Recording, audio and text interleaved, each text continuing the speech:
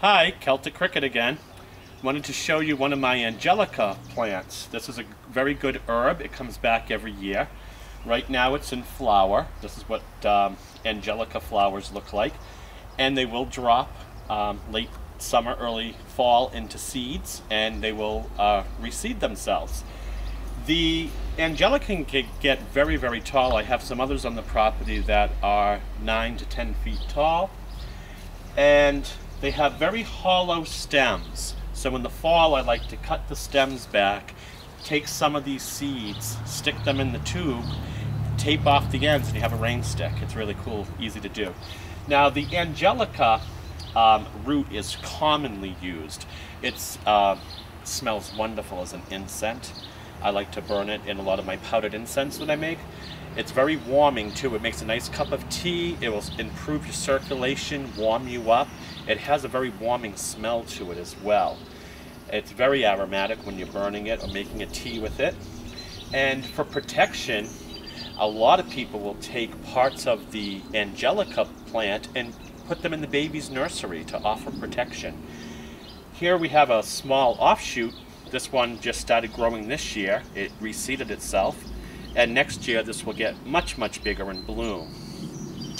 It's also known as masterwort. So if you're reading up on spells and folklore and you can't find much information on Angelica, try the word masterwort.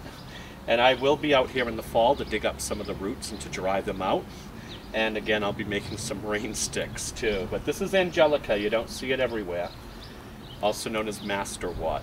Standing off to my left right here is yet another tree one of my coven members gave me. This is a hawthorn tree. It's already past its bloom. It has beautiful, sweet-smelling white flowers on it, but it's already bloomed last month, and the berries are starting to appear now. And come fall, I'll harvest the berries. They'll be bright red.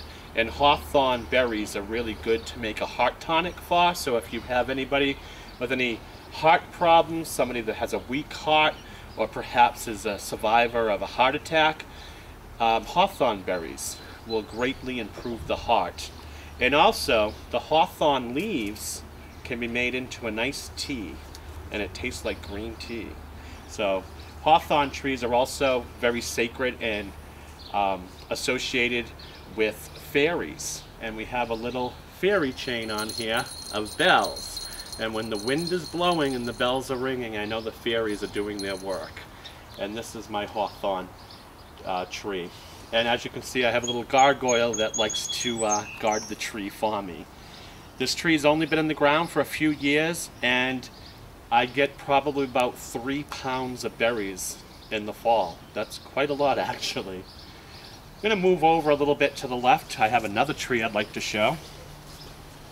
This is a black willow or a pussy willow tree. This is a rescue tree. What had happened was I noticed behind my tool shed I had a little growth of something coming out of a cinder block, and I ignored it. A few years later it got a little bit bigger, and then I realized that's a tree. So I asked my coven to assemble, and we did, and we saved the tree, and we had a nice ritual, and we planted it. And mind you, it wasn't that big, and I was very afraid it wouldn't survive. Well, here we are many years later. The tree is enormous. And every year this tree grows, and so does my coven. This is my favorite willow tree.